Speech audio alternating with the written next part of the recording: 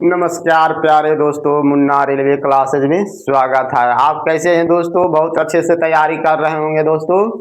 ठीक है, मैं आज PYQ क्वेश्चन कराने वाला हूं दोस्तों, जो RPFO टेक्नीशियन हो ग्रुप बी में पूछा गया है लेटेस्ट क्वेश्चन।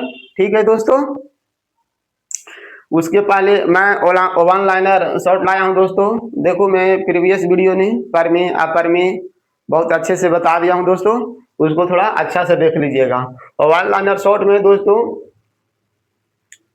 कि 0.6666 क्या है? परमेय है, अपरमेय है, अपरमेय परमेय दोनों हैं। ठीक है, मैंने बहुत अच्छा से बता दिया था दोस्तों। दशमलव दो प्रकार के होता है, शांत दशमलव, अशांत दशमलव। अशांत दशमलव दो प्रकार का होता है, रिपीट होने वाला, नहीं रिपीट होने वाला। ठीक है, ये वो संख्या लगातार है जो शांत के मतलब शांत रह जाना, ये दूसरी अशांत होता है जो शांत नहीं रहता है, मतलब बढ़ते हुए जाता है। उसमें भी दो प्रकार, एक रिपीट होते हुए रिपीट होने वाला संख्या आता है, एक वो नहीं रिपीट होने वाला संख्या आता है। दोस्तों मैंने बोल दिया था, शांत और रिपीट होने वाला दशमलव हमेशा परमेय संख्या होता है। जो संख्या रिपीट होता है दोस्तों, उसको अपन शॉर्टकट में बार दे के भी इंडिकेट करते हैं, मतलब 6 के बार वो दर्शाता है कि 6 रिपीट हो रहा है। ठीक है, तो रिपीट होने वाला दशमलव दोस्तों हमेशा परमेय संख्या होता है दोस्तों। इसी तरह के ग्रुप बी में पूछा गया क्वेश्चन है। ठीक है, इसीलिए उसको यानी रिपीट होने वाला दशमलव दोस्तों हमेशा परमेय संख्या होता है। ठीक है, ऑप्शन ए होगा दोस्तों। आगे 41 से विभाजित होने का फार्मूला क्या है दोस्तों? 41 से विभाजित होने का फार्मूला मैंने बताया था दोस्तों, बहुत अच्छी सत्र है।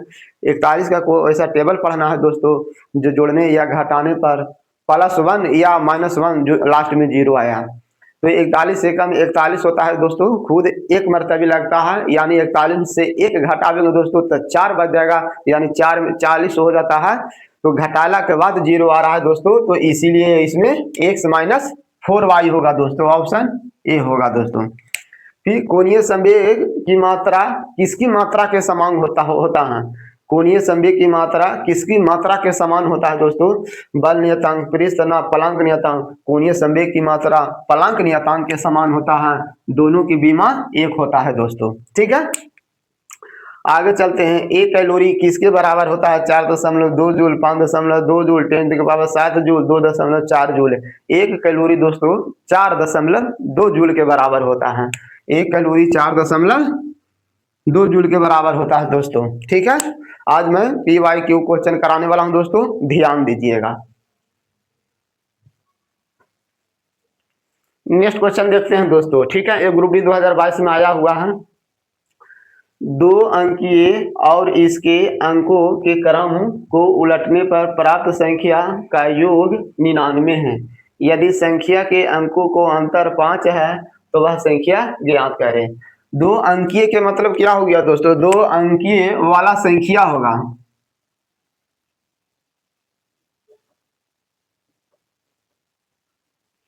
दो अंकीय वाला संख्या है, अब इसके अंकों के क्रम को उलटने पर प्राप्त संख्या का योग 99 है दोस्तों। इस तरह के जब क्वेश्चन आता है दोस्तों, तो हमेशा कभी बेसिक से ना बनाया करो। बेसिक से बनाने के मतलब बहुत लंबा क्वेश्चन चला जाता है। उसका एक ही उपाय है दोस्तों, ऑप्शन से। ठीक ना, तो ऑप्शन क्या, जैसे जैसे क्वेश्चन कर रहा है दोस्तों, वैसे वैसे अपन देखेंगे। संख्या को पलटने पर, पलटने के मतलब क्या हो गया दोस्तों? 21 को अगर पलटेंगे दोस्तों तब 12 हो जाता है। अगर मान लिया जाए 34 को पलटते हैं दोस्तों तो 43 हो जाता है। अंक पलटने का अर्थ हुआ दोस्तों, जो बच्चों नहीं जानता है वो कृपया ध्यान दें। अंक पलटने का मतलब हो गया दोस्तों, जैसे 45 के अपन 54 लिख सकते हैं। 94 को पलटने पर मतलब अंक के अल्टा पलटी 49 हो जाता है दोस्तों। 74 को पलटने पर 47 हो जाता है। तो बोल रहा है पहले वाला संख्या अब बाद वाला संख्या दोनों के जोड़ने पर 99 आना चाहिए। पहला लाइन के वही हुआ, 2 अंकों की संख्या और अंकों के क्रम को उलटने पर प्राप्त संख्या दोनों का योग 99 आना चाहिए दोस्तों। ठीक है, बहुत अच्छी बात है। लेकिन उसमें भी एक शर्त हुआ, दिया हुआ दोस्तों, संख्या के अंक जो रहता है, डिजिट रहता है दोस्तों, उसमें अंतर 5 रहना चाहिए। तो अब 6 में से 1 गया 5, 7 में से 2 गया 5, 8 में से 3 गया 5, 8 में से 1 गया 9 हो गया दोस्तों। वो तो ऐसा ही खत्म हो गया। ठीक है, चलो बहुत अच्छी बात है। अब इसको अपन 99 आने के लिए दोस्तों सबसे पहले, ये तो संख्या तो होगा नहीं 18, ये तो 18 होगा नहीं, क्योंकि 8 में से 1 जाएगा, 8 और 1 का अंतर कितना होता है, 5 7 होता है, लेकिन लाना है 5, ये तो ऑप्शन होगा नहीं। अब बाकी समस्या ये रहेगा कि ये रहेगा ये रहेगा दोस्तों। जब ऐसी स्थिति रहे तो ये तो पहले मूल संख्या, इसको पलट के जोड़ो, जिस ऑप्शन को पलटने से अगर दोनों का योग 99 आ जाता है दोस्तों, वही इसका ऑप्शन होगा। ठीक है, जैसे इस 16 को पलटेंगे दोस्तों तो जानता है कितना हो जाएगा, 16 को पलटेंगे तो 16 को पलटेंगे तो 61 हो जाएगा। अब इसको जोड़ेंगे तो कितना आ जाएगा, 6 1 7, ये भी नहीं होगा। इसका पलटते हैं दोस्तों, इसका पलटते हैं 27 के 72 हो जाता है 99, इसका पलटते हैं दोस्तों तो 38 हो जाएगा, 38 8 3 11, लाना है 9, ये तो ऐसा ही हो नहीं होगा, यानी ऑप्शन बी होगा दोस्तों। ठीक है, इस तरह के प्रश्न के दोस्तों हमेशा ऑप्शन से बनाया करो। इसका लेंदे इकाई अंक फिर संख्या मानेंगे, इकाई अंक वाई दहाई अंक तो हो जाएगा मूल संख्या 10x प्लस वाई, फिर उसके हिसाब से रखेंगे दोस्तों, तो हिसाब बहुत लेंदी हो जाता है। इसीलिए इस तरह के संख्या को पलटने से, ये दुगना करने से, हमेशा इस तरह के प्रश्नों को हमेशा ऑब्जेक्ट से ही बनाया, ऑप्शन से बनाया करो दोस्तों। ये वाला दिया हुआ है आरआरबी ग्रुप डी 2022 में। ठीक है, मैं तो सलाह देता हूं कि हमेशा इस तरह के प्रश्नों को हमेशा ऑप्शन से बनाया करो। ठीक है, नेक्स्ट क्वेश्चन पर चलते हैं दोस्तों। ठीक है, बोल रहा है एक संख्या उसके आधे, उसके 1/3 और 27 का योगफल 71 है, वह संख्या ज्ञात करें। ठीक है दोस्तों, इस तरह के जो बच्चों को दिक्कत होता है दोस्तों, उसको सेट करने में, जो संख्या अज्ञात रहे दोस्तों, उसको अपन x y z कुछ भी मान सकते हैं। तो बोल रहा है एक संख्या उसके आधे, यानी संख्या के आधे, तो पहले संख्या ही मालूम नहीं है दोस्तों, तो आधा किसको करेंगे। तो कहने का मतलब कि सबसे पहले अपन संख्या मानेंगे दोस्तों, सबसे पहले अपन क्या मानेंगे, संख्या मानेंगे। संख्या मान लिया, ठीक है, कॉमा हो गया, अलग हो गया, फिर उसका आधा करे कह रहा है दोस्तों, तो संख्या के आधा कर लिए, बहुत अच्छी बात है। फिर कह रहा है उसके 1/3 करने कह रहा है दोस्तों, तो 1/3 कर दिए दोस्तों। फिर क्या कह रहा है, 27, 1/3 और 27 का योगफल, योगफल मतलब 71 हो गया दोस्तों। ये तैयार हुआ दोस्तों। जैसे जैसे प्रश्न बोला, बहुत से ऐसे बच्चे होंगे जो सेटिंग करने में इसको दिक्कत होता होगा, जैसे जैसे मैथ का लैंग्वेज बोले दोस्तों, वैसे वैसे किया करो। ठीक है, फिर प्रॉब्लम नहीं आएगा। नियम बताता है दोस्तों, जोड़ और घटाव में, जो जोड़ घटाव की क्रिया होता है हमेशा समान जाति में होता है। समान जाति के अर्थ हो गया दोस्तों, जिसमें जिसमें x रहेगा उसको जोड़ेंगे, जिसमें x नहीं रहेगा दोस्तों उसको अपन एक साथ करेंगे। ठीक है, कहने का मतलब ये दोस्तों, अपन नियम के अनुसार आगे योगफल का रहा दोस्तों, योगफल के मतलब होता है जोड़ प्लस। ठीक है, तो यहाँ जोड़ दिए दोस्तों। ठीक है, भिन्न के गुना होता है दोस्तों, अंश अंश हर से होता है। ठीक है, ये सब टोटल के टोटल समान जाती है। अगर चाहते हैं तो अपन एक स्टेप और लिख सकते हैं। ठीक है, इसको नीचे मान लिए 1, इसको लिख लिए 1/2, इसको 1 से 1 से गुना करेंगे तो 1 से 1 आएगा और नीचे आएगा 3। ये इसका गुतिया इस तरफ है दोस्तों, क्योंकि इधर वाला जितना पार्टी है जैसे सब एक्स वाला रहता है। जैसे खाना खाया जाता है तो एक तरफ लड़का का भंडारा रहता है, एक तरफ लड़की के भंडारा जाता है। अगर लड़की वाला भंडारा लड़का तरफ चला जाता है तो लड़का वाला क्या बोलता है कि जाओ तुम्हारा पार्टी उस तरफ है। वैसे ही दोस्तों इसका x इस तरफ है, 27 को अपन उस तरफ कर देते हैं दोस्तों। ठीक है, बहुत से बच्चे होगा जिसको इस तरह को सेटिंग करने में बहुत दिक्कत होता होगा। कर दिए। अब इसका क्या आ गया दोस्तों, भिन्न का जोड़ आ गया। तो भिन्न का जोड़ आ गया तो 3 2 का लघुत्तम हो गया 6, तो यहाँ 6 एकम 6, ऊपर वाला भिन्न को तो जोड़ करता होगा, द्वितीय 6 3x तीन दूनी छो एक से 71 में से 7 गया दोस्तों, तो कितना बचेगा? 11 में से 7 गया 4, 6 में से 4 गया 2। अब इसको जोड़ो दोस्तों, ठीक है। जब बराबर में जब रहता है दोस्तों तो उसको क्रॉस मल्टीप्लाई किया जाता है, ठीक है। जो जुटने लायक है दोस्तों उसको जोड़ दो, जो नहीं जुटेगा उसको कोई दिक्कत नहीं। देखो 6 3 9 9 2 11 जुट गया 44। ये काटने वाला है दोस्तों, इस काटने वाला से इसको काट सकते हैं ऊपर ऊपर। 11 चौ 44, तो x बराबर बच गया 4 गुने 6, 6 चौ 24। यही हो गया मेरा आंसर, क्योंकि x को ही संख्या माने थे दोस्तों। x को ही क्या माने थे?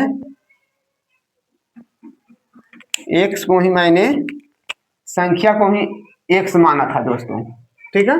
संख्या को जो x आया वही अपना हो गया आंसर, ठीक है। आगे चलते हैं दोस्तों। 6 के 2 क्रमागत गुणज। देखो दोस्तों, एक गुणनखंड होता है, एक गुणज होता है। गुणज के मतलब अगर शुद्ध भाषा में कहो तो पहाड़ा होता है दोस्तों। मैंने तेरे को बोलूंगा कि 5 के गुना 3 संख्या बताऊं, तो मतलब शुरू संख्या 5 हो जाएगा, फिर उसके बाद 10 हो जाएगा, फिर उसके बाद 15 हो जाएगा। लेकिन आप तो शुरू से बोल रहे हैं 5 10 बार, लेकिन जहां तहां से बोलेंगे कि 5 के गुणज के 2 संख्या बताओ, तो वैसी संख्या दोस्तों जो 5 से काटने वाला रहना चाहिए, ठीक है। अगर क्रमागत बोल रहा है दोस्तों तो लगातार बोलेंगे, जैसे 45 50 हो गया, 55 60 हो गया, 30 35 हो गया, 2 को बोलेंगे तब। यानी मेरे कहने का मतलब हो गया दोस्तों, गुणज का अर्थ होता है पहाड़ा, गुणनखंड का अर्थ होता है दोस्तों जैसे 6 का गुना। मैंने बोलूंगा कि 6 का गुणनखंड के कोई संख्या बताओ, तो 6 को काटने वाली संख्या बताना है दोस्तों। 2 भी बता सकता हूँ, 1 भी बता सकता हूँ, 3 भी बोल सकता हूँ, जो संख्या काटे। तो गुणनखंड के मतलब काटने वाला होता है दोस्तों, और गुणज के मतलब पहाड़ा होता है संख्या के। तो जैसे जैसे क्वेश्चन कह रहा है दोस्तों, वैसे वैसे मैं 6 के 2 क्रमागत गुणज। क्रमागत मतलब लगातार होता है, और गुणज कितने वाला लेना है दोस्तों? टेबल 6 का टेबल लेना है, और वो टेबल लेना है दोस्तों, दो ही संख्या लेना है। जो टेबल में जो ऐसे 6 का गुणज लेंगे तो 6 एकम 6, 6 दूनी 12, 6 तिया 18।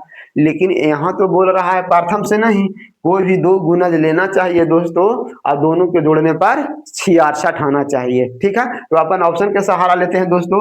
6 का टेबल तो सब है, 6 5 30 ये भी है, 6 7 42 ये भी है, 6 7 36 ये भी है, 24 ये भी है। लेकिन समस्या रहा ये ऑप्शन चुनेंगे किसको? कोई बात नहीं दोस्तों, वो वैसा इसमें संख्या चुनना है दोस्तों। एक तो 30 हो जाएगा, अब 30 के अगला संख्या लेंगे, तो 30 के अगला संख्या कौन आएगा? 31 नहीं आएगा, 6 के पहाड़ा वाला लेंगे ना। 6 का गुणज बोल रहा है, लगातार होना चाहिए 6 का 2 लगातार संख्या होना चाहिए, ठीक है। तो 31 लेंगे, तो अगला ना 31 होगा ना 32 होगा, डायरेक्ट 36 होगा। यानी टेबल का मतलब जितना का टेबल रहता है ना दोस्तों, उतना के गैप गैप जाता है। 8 का टेबल में 8 8 का गैप जाता है, 10 का टेबल में 10 10 का गैप जाता है, 12 के टेबल में 12 12 का गैप जाता है दोस्तों, ठीक है। तो अगर मान लिया जाए इसको पहला संख्या अपन 30 मानते हैं दोस्तों, तो अगला संख्या 36 होता है। तो क्या आता है? 30 और 36 को जोड़ने से 66 आ जाता है, बिल्कुल आ जाता है दोस्तों। 30 और 36 को जोड़ने से 66 आ जाता है, ठीक है। अब प्रश्न मेरा बोल रहा है 66, यानी ये ही दोनों लगातार हुआ दोस्तों। ये पहला हो गया, ये दूसरा हो गया, और जब दोनों को जोड़ते हैं तो 66 आ जाता है। लेकिन इसमें दिया हुआ है दोस्तों अपन छोटी संख्या लेना है, तो छोटी हो गया 30, ऑप्शन हो गया ए। आप को बच्चा बोलेगा गुणज में दोस्तों नियम है, लगातार जो 6 का टेबल में होता है वह कभी भी दोनों को जोड़ने पर 66 नहीं आ सकता है दोस्तों, ठीक है। ये इसमें नियम फिक्स कर दिया है ना। कोई भी संख्या जैसे 48 भी होता है, 6 का टेबल में आता है, आई कहाँ 30 है, 30 और 48 से अपन कंपेयर नहीं कर सकते हैं दोस्तों। प्रश्न में बोल रहा है जैसे जैसे लैंग्वेज बोल रहा है संख्या मेरे को वही लेना है जो क्रमागत होना चाहिए। क्रमागत के मतलब लगातार होना चाहिए, वही लगातार लेना है जो 6 का टेबल में। तो कहाँ 30 है कहाँ 48, हम कैसे तुलना कर सकते हैं? समझ रहा है ना, ठीक है। तो यानी 30 और 36 जोड़ते हैं दोस्तों तो होता है 66, ऑप्शन ए होगा। अगर कोई बच्चा बोलेगा कि मेरे को बेसिक से बता दीजिए, तो बेसिक के बताने का मतलब है दो लगातार संख्या होता है दोस्तों, एक्स का एक्स प्लस वन, ठीक है। लेकिन प्रश्न में बोल रहा है 6 का गुना, तो 6 के से गुना करेंगे, इसमें भी 6 से गुना करेंगे, इसको 66 हो गया। जो एक्स के मान आएगा दोस्तों, एक्स के मान निकालने के बाद एक्स यहाँ फुट करना पड़ेगा, ठीक है, वही आंसर हो जाएगा दोस्तों, ठीक है। तो इस तरह के ऑप्शन में कंपटीशन तैयारी करते हो दोस्तों, तो दिमाग एक एडवांस थोड़ा आगे भी चलना पड़ता है, तभी तुम किसी से आगे निकल सकते हो, ठीक है। आगे मैं चलता हूँ।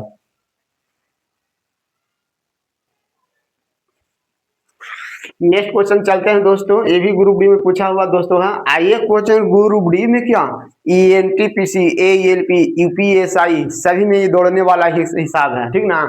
ये इसको कंसेप्ट बहुत अच्छा से समझिएगा, बहुत बहुत इंपॉर्टेंट क्वेश्चन है, ठीक ना। यहाँ तक कि CGL प्री BSc में सगरो ये क्वेश्चन पूछता है, ठीक है। मैं क्वेश्चन पढ़ता हूँ दोस्तों। वह बड़ी से बड़ी संख्या ज्ञात करें जिसे संख्या 158 215 को विभाजित करने पर क्रमशः 4 और 5 शेषफल प्राप्त हो, ठीक है। यानी वह बड़ी से बड़ी संख्या, पहले क्वेश्चन जो बच्चों को मालूम नहीं दोस्तों, मैं पहले बताता हूँ। इस लैंग्वेज पढ़ने से समस्या ये आता है दोस्तों, बड़ी से बड़ी कह रहा है लासा निकाले कि मासा निकाले। दोस्तों जब छोटी से छोटी बड़े जब लिखा रहता है दोस्तों, तो आंख मूंद के लासा निकालने की कोशिश करते हैं। जब मैथ में इस तरह के हिसाब में जब बड़ी से बड़ी संख्या लासा में बोलता है दोस्तों, निकालने के लिए जब बड़ी से बड़ी वर्ड रहता है तो उसको अपन मासा निकालने की कोशिश करते हैं। मासा कोशिश करते हैं क्योंकि मासा ही निकलता ही है।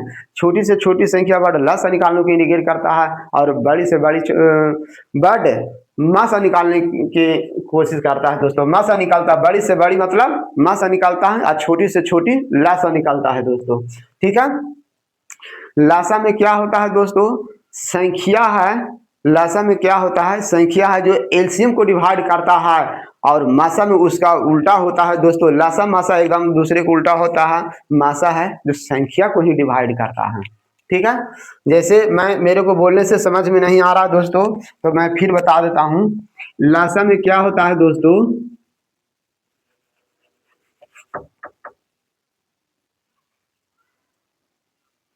संख्या में लासा को डिवाइड करना चाहिए। गलत हो गया दोस्तों।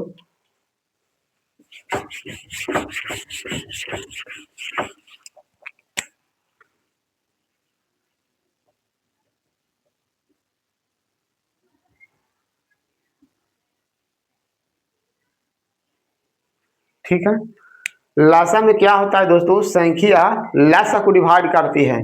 अगर संख्या लासा को डिवाइड कर रही है दोस्तों, तो समझो कि मेरा लासा है जो सही निकला हुआ है, ठीक है। अब मासा में क्या होता है दोस्तों, यहाँ पर ही संख्या होता है, इसका जस्ट उल्टा होता है, और यहाँ पर ही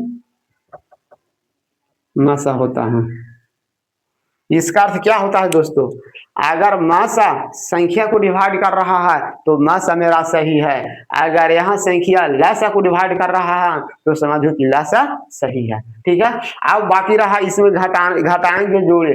जब इस तरह के दोस्तों, जब से मासा निकालने के रहता है और शेषफल आता है दोस्तों, तो सबसे पहले शेषफल को घटा के अब मासा निकाला जाता है। शेषफल को घटा को मासा निकाला जाता है।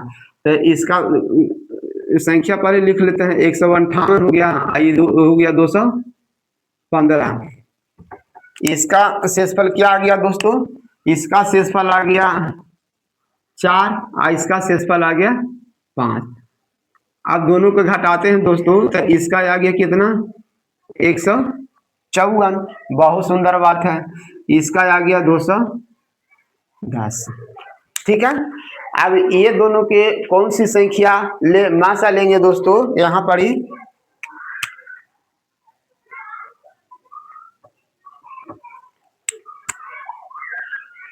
ये गोला के अंदर कौन सी संख्या ऑप्शन में रहेगा दोस्तों, जो इसको भी काटना चाहिए, इसको भी काटना चाहिए। देखो ये सिद्धांत इसमें अप्लाई हो जाता है।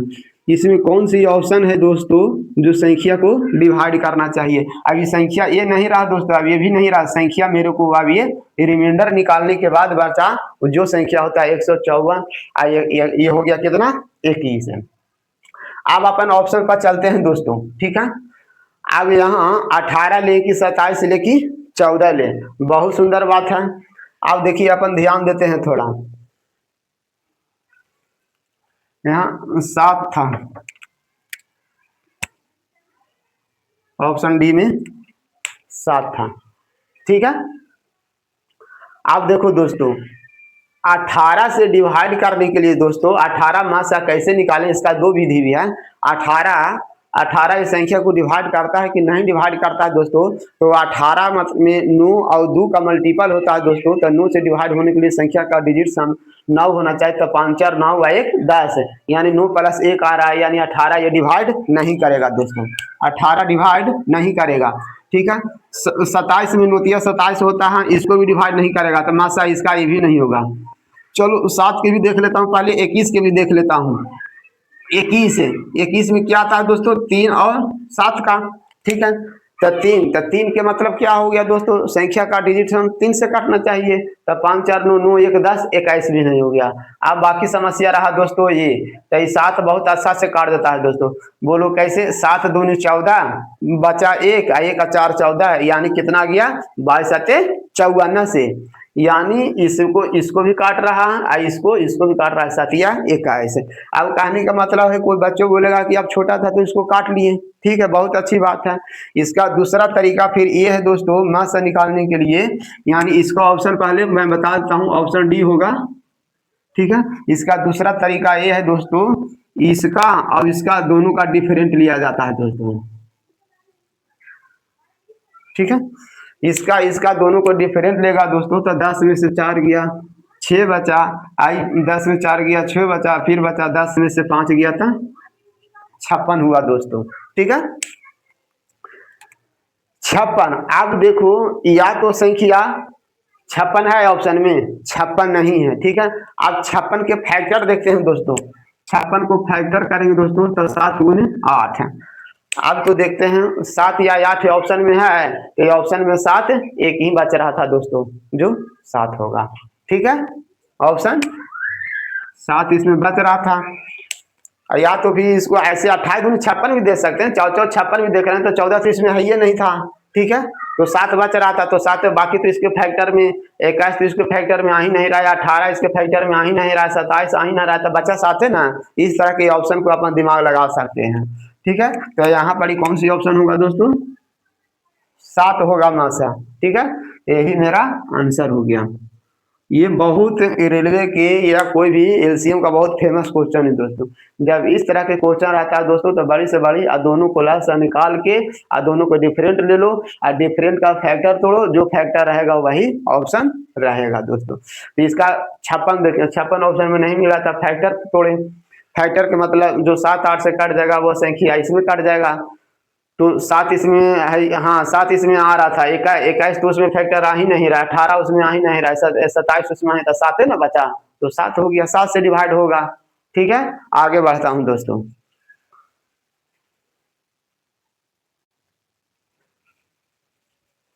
नेक्स्ट क्वेश्चन चलते हैं दोस्तों। ठीक है, ये क्वेश्चन लेटेस्ट 2025 में पूछा हुआ, ये भी बहुत बहुत इंपॉर्टेंट क्वेश्चन है। ठीक ना, ये मासा का है, मासा का हिसाब है। ठीक है, विभाजन द्वारा दो संख्याओं को मासा ज्ञात करने पर क्रमिक भागफल 6 3 2 2 है। यदि अंतिम भाजक 4 है तो वे दो संख्याएं क्या हैं दोस्तों।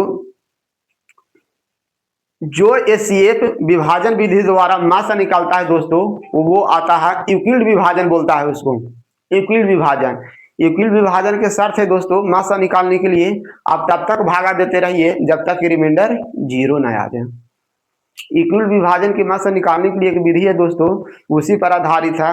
वह प्रक्रिया तब तक चलते रहता है दोस्तों, तब तक रिमाइंडर 0 न आ जाए, तब तक उसको अपन मासा घोषित नहीं करते हैं। जैसे किसी बच्चों को मेरे लैंग्वेज समझ में नहीं आया होगा, लेकिन मैं फिर भी इसको उदाहरण देके समझा देता हूं कि यूक्लिड विभाजन द्वारा मासा कैसे निकलता है दोस्तों। उसमें एक नियम है दोस्तों, एक छोटा और एक बड़ा रहता है। ठीक है, एक छोटा और एक बड़ा रहेगा। कोई बच्चों कंफ्यूज होगा कि भाई गुरुजी बताइए, दोनों अगर संख्या बराबर रहेगा तो, अरे भाई जब संख्या दोनों बराबर रहेगा तो फिर विभाजन प्रक्रिया की जरूरत नहीं पड़ेगा। 4 4 का मासा 4 होगा, 8 8 का मासा 8 होगा, 10 10 का मासा 10 होगा। ठीक है, तो दोनों संख्या भिन्न रहेगा तभी ना उसमें एक बड़ी एक छोटी निकलता है। जैसे मान लिया जाए दोस्तों, एक में एक मान लिया जाए 36 ले लिए दोस्तों और दूसरा अपन 30 ले लिए। इसको विभाजन विधि द्वारा मासा निकालना है, ठीक है। तो इसका सलूशन क्या है दोस्तों, अपने मन से इसका नियम है विभाजन प्रक्रिया द्वारा मासा निकालने के लिए हमेशा छोटी संख्या से बड़ी संख्या में भाग दिया जाता है दोस्तों, ठीक है। तो अपन छोटी संख्या 30 हो गया, बड़ी संख्या 36 हो गया, तो इसीलिए 30 में भागा देंगे दोस्तों 36 में, ठीक है। 30 एकम 30 एक मरतबी यहाँ लग गया 6 आ गया दोस्तों। यानी इसका अर्थ क्या हुई, भाजक हो गया, ये भाजक हो गया, ये भाज हो गया, ये भागफल हो गया, ये शेष हो गया। अभी इसका नियम है दोस्तों, इस तरह के विभाजन विधि और मासा निकालने के लिए अभी नहीं रुका, जब तक रिमाइंडर 0 नहीं आता है तब तक भागा का प्रक्रिया चालू रहता है। अब इस 6 से भागा दिया जाता है 30 में दोस्तों, ठीक है। तो 6 बचे 30, 30 में से 30 गया, रिमाइंडर 0। अब समस्या रहा इसमें मासा हुआ कौन, ये हुआ कि ये हुआ कि ये हुआ कि ये हुआ, नहीं दोस्तों। जिस संख्या से डिवाइड देने पर रिमाइंडर 0 आ जाता है दोस्तों, और वही संख्या मासा कहलाता है। कहने का मतलब है 30 से भागा दिए तो रिमाइंडर 0 नहीं आया, लेकिन 6 से डिवाइड किए तो रिमाइंडर 0 आ गया दोस्तों। तो यही 6 हो गया दोस्तों अपन को मासा हो गया दोस्तों। इसको दूसरी भाषा में बोले दोस्तों तो अंतिम भाजक 6 हो गया, पहला भाजक 30 हो गया, अंतिम भाजक 6 हुआ, पहला भागफल 1 हुआ, अंतिम भागफल 5 हुआ। जस्ट उसी प्रकार दिया हुआ है दोस्तों 6 3 2 2, ठीक है। अंतिम भाजक 4, 4 से डिवाइड दिए तो रिमाइंडर 0 हो गया दोस्तों। तो रिमाइंडर 0 हो गया तो मासा 6 आया, तो मासा 6 का अर्थ क्या हुआ दोस्तों, मासा 6 का अर्थ ये हो गया दोस्तों कि 6 दोनों में कॉमन है। 6 दोनों कॉमन का अर्थ हो गया दोस्तों कि 6 एक ऐसी संख्या है जो दोनों को डिवाइड करेगा, 6 इसको भी डिवाइड करेगा, 6 30 को भी डिवाइड करेगा, इसका यही अर्थ हुआ। अगर ये मेथड आप समझ गए हो दोस्तों, तो इसी मेथड पर आधारित ये है दोस्तों।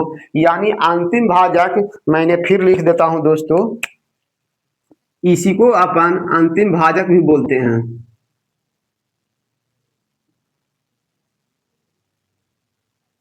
ठीक है। अंतिम भाजक 0 आ गया मतलब मासा 6 हो गया, तो ऐसा ही बोल रहा है दोस्तों। अंतिम भाजक 4 है, तो वे संख्याएं क्या हैं जो मासा रहता है दोस्तों, वो दोनों संख्याओं को डिवाइड करती है। तो कहे का मतलब है हम 4 से डिवाइड होने वाले संख्या ढूंढ लेंगे दोस्तों, जो संख्या जो ऑप्शन चारों से कट जाएगा दोस्तों वो वही आंसर होगा, ठीक है। यानी 4 के अपन विभाज्यता का नियम अप्लाई करेंगे दोस्तों। 4 डिवाइड होने के लिए दोस्तों संख्या के लास्ट 2 डिजिट 4 से कटना चाहिए, ठीक है। तो अपन आगे चलते हैं दोस्तों। ये 4 से, क्योंकि अंतिम भाजक 4 यही है दोस्तों, अंतिम भाजक बोलने का अर्थ हो गया दोस्तों उसके बाद लास्ट स्टॉपेज, यानी वहां से डिवाइड, वहां के बाद मतलब रिमाइंडर आ जाता है, ठीक है। इसको अपन अंतिम भाजक बोले। अगर एक बार और लगता है दोस्तों जहां पर ही भाग देने के बाद रिमाइंडर 0 आता उसी को अपन अंतिम घोषित करते हैं, ठीक है। तो यहाँ भी अंतिम हो गया, तो इसी प्रकार ये अंतिम बोल रहा है, ठीक है। तो ये अंतिम मासा हो गया दोस्तों। लैंग्वेज से समझना पड़ेगा, इसका मासा जैसे 6 हुआ तो इसी तरह इसका मासा 4 हो गया। मासा है जो संख्या को डिवाइड करता है दोस्तों, तो इसीलिए अपन 4 के डिविजिबिलिटी चेक करेंगे दोस्तों। अगर ऐसे ऐसे बारी बारी से 4 के चेक करेंगे तो अपन को दिन से रात हो जाएगा, इसीलिए इसका कंसेप्ट जानना जरूरी है। यानी 4 से डिवाइड होने वाला संख्या ढूंढेंगे दोस्तों, ठीक है। तो 4 से डिवाइड होने के लिए आखिरी अंक आखिरी 2 अंक 4 से कटना चाहिए। तो आखिरी 2 अंक, ये 34 हो गया, नहीं कटता, ये कटता, ये नहीं कटता, ये नहीं होगा दोस्तों, ठीक है, ये नहीं होगा, ठीक है। ये देखते हैं, ये 76 4 से कट जाता है दोस्तों, लेकिन 3 नहीं कटता है, ये भी नहीं होगा। अब ये देखते हैं 4 तिया 12, 4 तिया 12 कट जाता है, लेकिन 78 में भागा देते हैं दोस्तों, तो 4 एकम 4 3 अब 8 38 बनाता है दोस्तों। तो 4 में 38 नहीं आता, 36 आता है, यानी ये भी नहीं होगा। इसको देते हैं दोस्तों 4 से, तो 4 7 28 है, आई हो गया 17 4 68, यानी ऑप्शन हो गया डी दोस्तों। मैथ एक ही पढ़ूँ, लेकिन वो मैथ अंदर में एकदम भरपूर होके समझना चाहिए दोस्तों। मैं एक नहीं, मैंने उदाहरण लेके समझा दिया दोस्तों इसको कैसे, यानी 1 2 3 4 4 स्टेप तक जाता है दोस्तों। मेरा भागफल आया 2 स्टेप तक, एक स्टेप और तीसरा भागफल होगा, चौथा देते तो चौथा भागफल होता दोस्तों। ठीक है, तो इसका लैंग्वेज यही, यानी कहने का मतलब है दोस्तों, मैं बार बार बोलता हूँ कंसेप्ट समझा करो।